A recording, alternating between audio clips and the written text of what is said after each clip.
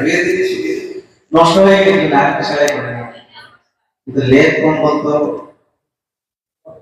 তোমরা যুক্তি দেখাবে, এমন যুক্তি দেবা লড়তে পারবে না। দেখো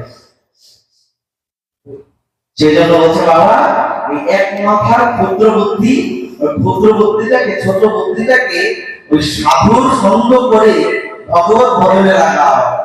বেশি বুদ্ধি লাগাতে যেও না, চার মাথার ব্রহ্মা বুদ্ধি লাগাতে গিয়েছিল, ভ্রমিত হয়ে গেছে। চার মাথার ব্রহ্মা বুদ্ধি লাগাতে গিয়েছিল, ভ্রমিত হয়ে গেছে, পাগল হয়ে যাবে। এক মাথার বুদ্ধি, ছোট বুদ্ধি, সেই জন্য এটাকে বেশি দিকে না লাগিয়ে অল্প খরচ করো, অল্প খরচা করো, কিন্তু শাস্ত্রীয় সিদ্ধান্ত অনুসারে। ভাগবত থেকে এই শিক্ষা নিলে, হরিপ্রসঙ্গ থেকে এই শিক্ষা নিলে, চাপা কলা ভগবানের প্রিয়, চাপা কলা ভোগে যাওয়া যায়। আর কিন্তু খবর নেই আর একটা চাপা কলা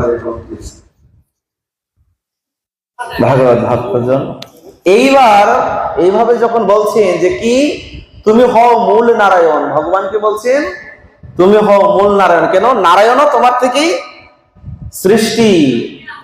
এইভাবে যখন ভগবানকে প্রণাম করলেন, হঠাৎ করে ভগবান বংশীদের নাম ভাগবত ভক্তজন এইবার এইভাবে যখন বলছেন যে কি তুমি হও মূল নারায়ণ, ভগবানকে বলছেন তুমি হও মূল নারায়ণ, কেন নারায়ণও তোমার থেকেই সৃষ্টি। এইভাবে যখন ভগবানকে প্রণাম করলেন, হঠাৎ করে ভগবান বংশীতে নাদ করলেন, দেখলেন হাজার হাজার ব্রহ্মারা আসছেন, হংস বিমানে করে হাজার হাজার ব্রহ্মারা আসছেন। এসে কারোর 10 মাথা, কারোর 15 মাথা, কারোর 25 মাথা, কারোর 50 মাথা, কারোর 100 মাথা, কারোর 1000 মাথা, এত এত মাথাওয়ালা ব্রহ্মা দেখে চারমুখী ব্রহ্মা বিভ্রান্ত হয়ে গেলেন এবং বলছেন ওই হস্তির পালের মধ্যে, হাতিদের ঝুন্ডের মধ্যে মশা যেরকম নিজেকে লুকানোর চেষ্টা করে, ওই চার মাথার ব্রহ্ম নিজেকে কোথায় লুকাবেন খুঁজে পাচ্ছেন না জায়গা। সেই সমস্ত 50 মাথার ব্রহ্মা, 100 মাথার ব্রহ্মারা এসে ভগবানের চরণে প্রণাম করে তাদের মুকুটের যে রত্ন, এই রত্ন ভগবানের চরণে যখন প্রণাম করছে, রত্নের আভায়, চূড়ার মধ্যে রত্ন থাকে না, পাথর, মূল্যবান বহুমূল্যবান রত্ন, সেই রত্নের আভায় ভগবানের চরণ যুগল যেন রক্তিম আভা, মণিময় আভা যুক্ত হয়ে গেছে। সবাই ভগবানকে প্রণাম করে করে আবার যার যার ধামে চলে গেল। ব্রহ্মা মনে মনে অহংকার ছিল, আমি সৃষ্টিকর্তা ব্রহ্মা, চার মাথার ব্রহ্মা। ভগবান ব্রহ্মার মোহ ভঙ্গ করে দিল। তখন ভগবানকে বলছে এরা কারা? বলছে এরা হচ্ছে অনন্ত অনন্ত কোটি কোটি ব্রহ্মাণ্ডের ব্রহ্মা। বলছে শোনো, এই জড়জগৎটা ছোট, এর কাজ অল্প, সেই জন্য তোমার 4টা মাথা। এর চাইতে যার বেশি বড় ব্রহ্মাণ্ড রয়েছে তার 10টি, তার চাইতে বেশি তার 20টি, তার চাইতে বড় তার 50টি, তার চাইতে বড় তার 100টি, তার চাইতে বড় তার 1000 মাথা। তখন ব্রহ্মা বুঝলেন সর্বনাশ, আমি তো মনে করতাম এই ব্রহ্মাণ্ডের সৃষ্টিকর্তা বোধহয় আমি, আমার এই ব্রহ্মাণ্ড ছাড়া যেন আরো আরো ব্রহ্মাণ্ড আছে, এটা তো আমার জানা ছিল না। ভাগবত ভক্তজন, এই ভারতের সনাতন শাস্ত্র কেন যে শাশ্বত তার একটা প্রমাণ দিচ্ছি।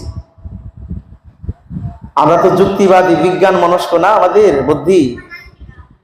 এই কয়েক বছর হবে নাসাতে গবেষণা করে বের করেছে যে এই সৌরজগৎ ছাড়াও আরো অনেক ব্রহ্মাণ্ড রয়েছে। বেশি বছর হয় নাই, নাসাতে গবেষণা করেছে। আর আমাদের শাস্ত্রে ভাগবতে না হয় কত কত হাজার হাজার বছর আগে এই যে ব্রহ্মমোহন লীলায় লিপিবদ্ধ করে দিয়েছেন, অনন্ত অনন্ত ব্রহ্মাণ্ড রয়েছে, ব্রহ্মাণ্ডের ব্রহ্মারা রয়েছেন, তারা এসে ভগবানকে ভজনা করছেন। তো বুঝলেন তো সনাতন ধর্মের কত প্রাচীন। তো কত প্রাচীন বলছে আদিকাল থেকে, ভগবান জবে থেকে তবে থেকে সনাতন ধর্মের শুরু। যদি জিজ্ঞাসা করা হয় সনাতন ধর্ম কত প্রাচীন, বলছেন যেদিন থেকে ভগবান রয়েছেন সেদিন থেকে সনাতন ধর্মের সূচনা। মানে সৃষ্টির আগে থেকেই সনাতন ধর্ম ছিল, আছে এবং থাকবে। তো ভাগবত তো আগেই বলে দিয়েছেন যে অনন্ত অনন্ত ব্রহ্মাণ্ড রয়েছে, অনন্ত অনন্ত ব্রহ্মাণ্ডের ব্রহ্মারা রয়েছেন।